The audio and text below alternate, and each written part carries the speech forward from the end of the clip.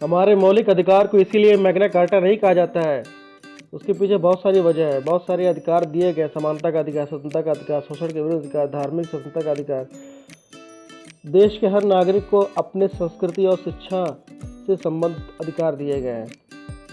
Hello दोस्तों, आपका स्वागत है हमारे यूट्यूब चैनल फोकस विद गुरुजी के ऊपर। दोस्तों, पिछली वीडियो में हमने देखा था मौलिक अधिकार के अंतर्गत समानता का अधिकार हो गया था, स्वतंत्रता का अधिकार हो गया था, शोषण के विरुद्ध अधिकार हो गया था। और इसके पहले जो लास्ट वीडियो आया था जिसमें हम लोग देखे थे right to freedom of religion, धार्मिक स्वतंत्रता का अधिकार। आज दोस्तों देखेंगे हम लोग कल्चरल एंड एजुकेशनल राइट्स, संस्कृति और शिक्षा से संबंधित अधिकार। तो दोस्तों, अगर आपको ये वीडियोस पसंद आ रहे हैं तो आप ज़्यादा से ज़्यादा सब्सक्राइब करिए, शेयर करिए, ठीक है, और लाइक करिए और इसको शेयर करिए ताकि और लोग भी जो है इस वीडियोस को देखें। तो दोस्तों चलिए शुरू करते हैं संस्कृति और शिक्षा से संबंधित अधिकार। दोस्तों, ये जो अधिकार है ये मौलिक अधिकार के अंतर्गत 5वें नंबर पे आता है, संस्कृति और शिक्षा से संबंधित अधिकार, जो अनुच्छेद 29 और 30 में जो है मेंशन है। अनुच्छेद 29 और 30 के तहत संस्कृति और शिक्षा से संबंधित अधिकार का इसमें जो है सम्मिलित किया गया है। चलिए देखते हैं क्या है।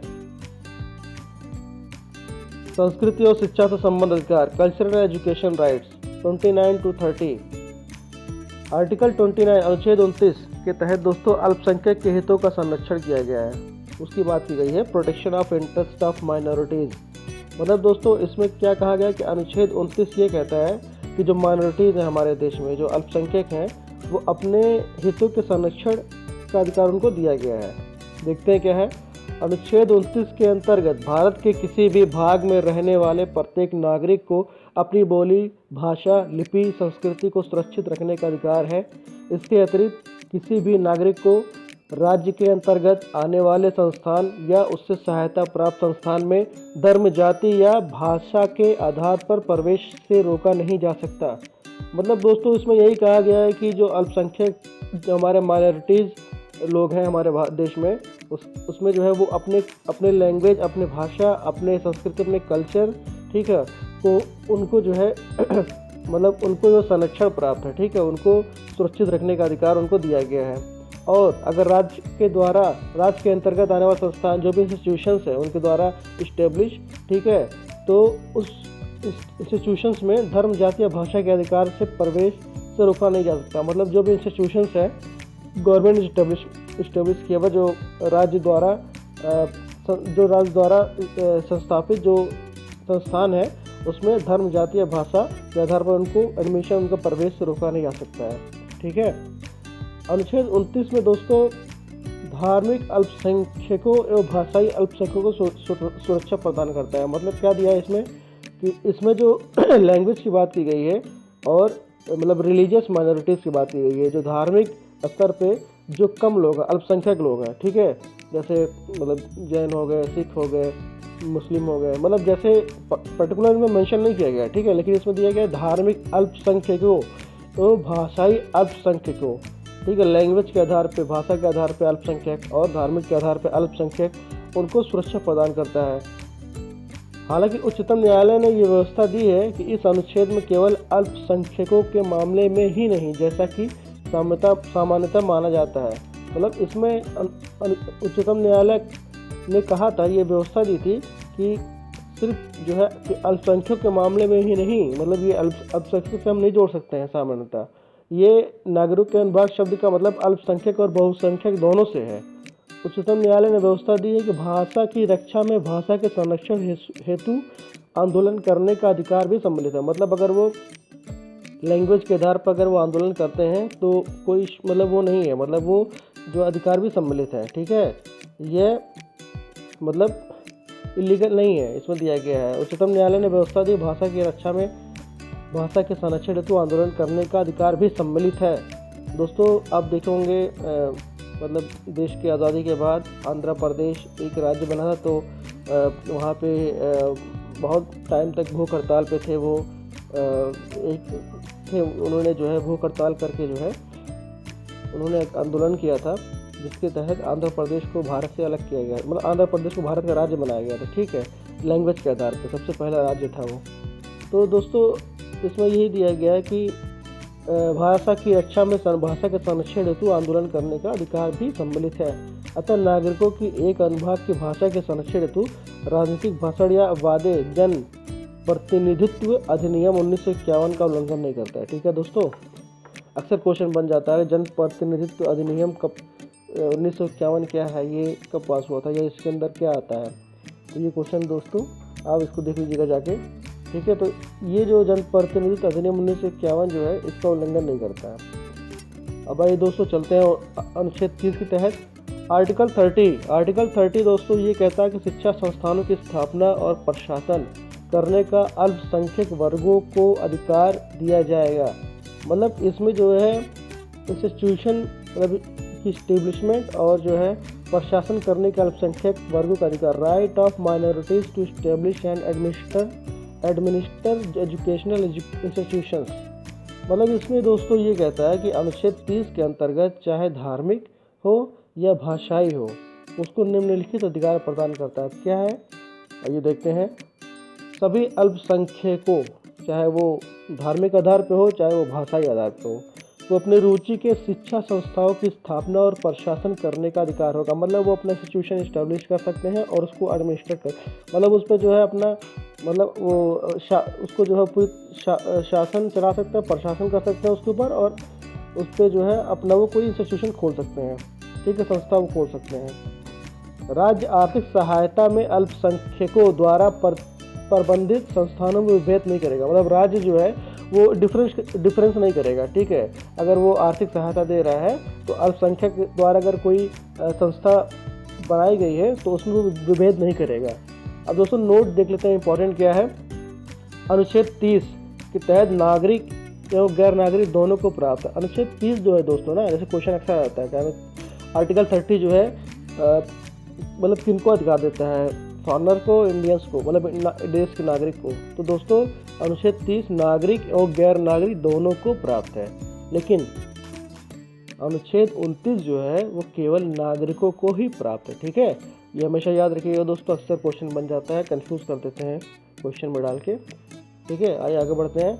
अल्पसंख्यक जो शब्द है दोस्तों ये संविधान में कहीं भी परिभाषित नहीं किया गया। ये हमेशा याद रखिएगा कि अल्पसंख्यक जो इतनी बड़ी बात मतलब जो भी बातें की गई है, ये जो वर्ड है ना कि अल्पसंख्यक है कौन, ये कहीं भी परिभाषित नहीं किया गया है।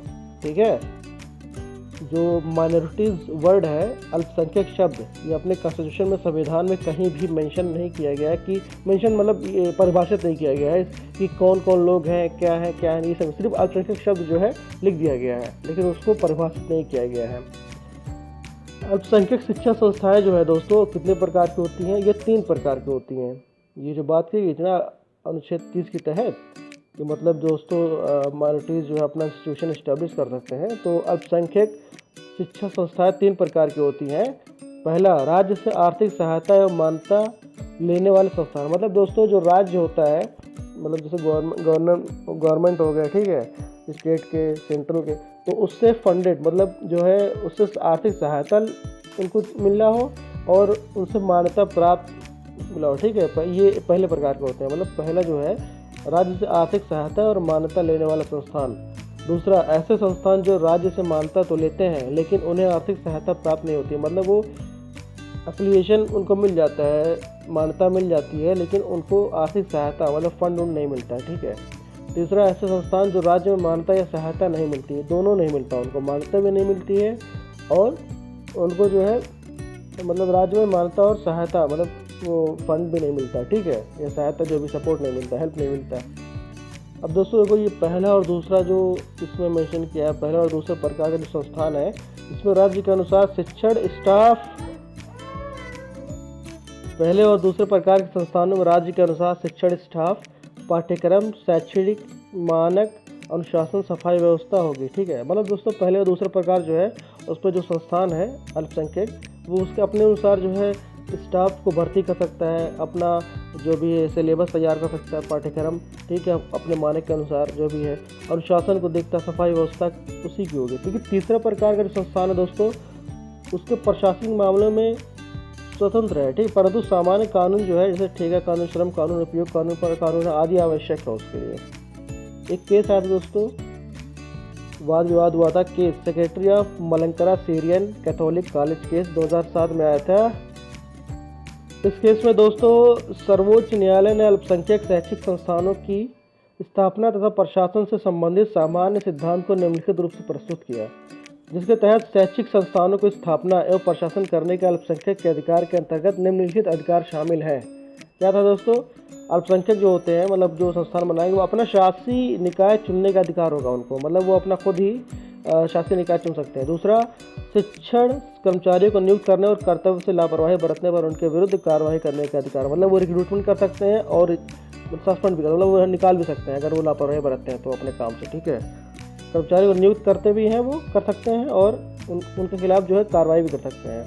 तीसरा दोस्तों, अपनी पसंद के हर विद्यार्थियों को प्रवेश दिलाने तथा सुसंगत शुल्क ढांचा एक स्थापित करने का अधिकार, मतलब दोस्तों जो एलिजिबल जो स्टूडेंट हैं, जो क्राइटेरिया सेट होता है उसके तहत वो एडमिशन दिला सकते हैं। ठीक है, और उसके तहत वो जो है फीस वगैरह स्ट्रक्चर जो उसका फीस का है वो इस्टेब्लिश कर सकते हैं, और शुल्क ढांचा जो है उसको स्थापित कर सकते हैं।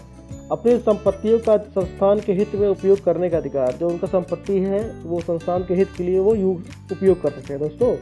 ठीक है, तो दोस्तों ये रहा कल्चरल एंड एजुकेशनल राइट्स। ठीक है, आर्टिकल 29-30। इसके बाद आएगा दोस्तों आपका जो है, इसके बाद अगला वीडियो आएगा दोस्तों आपका कॉन्स्टिट्यूशनल रेमेडीज़। तो दोस्तों बने रहिए, इसके पहले वीडियोस का जो लिंक है डिस्क्रिप्शन में आपको मिल जाएगा। ठीक है, और इसका आने वाले वीडियो जल्दी अपलोड हो जाएगा। अब ऑलमोस्ट ये फंडामेंटल राइट जो है, मौलिक अधिकार ख़त्म ही होने वाला है दोस्तों, तो बने रहिए। इसके बाद जो अगला वीडियो आएगा बहुत ही इंपॉर्टेंट है। ठीक है, उसमें जो है आपके रिट्स के बारे में बताया गया है। ठीक है, हाई कोर्ट और सुप्रीम कोर्ट कौन कौन से रिट इशू करते हैं, तो इंतज़ार करिए और बने रहिए। अगर आपको लगता है कि हाँ थोड़ा सा भी अगर इसके इफ़ेक्ट किया गया इसके वीडियोस के अंदर, तो आप प्लीज़ सब्सक्राइब करिए और शेयर करिए, ज़्यादा से ज़्यादा शेयर करिए दोस्तों, क्योंकि अभी नया चैनल है दोस्तों, तो ज़्यादा इसको शेयर करेंगे तो ये जो वीडियोज़ है वो ज़्यादातर लोगों के पास पहुँचेगी। ठीक है दोस्तों, तो बने रहिए। Thank you.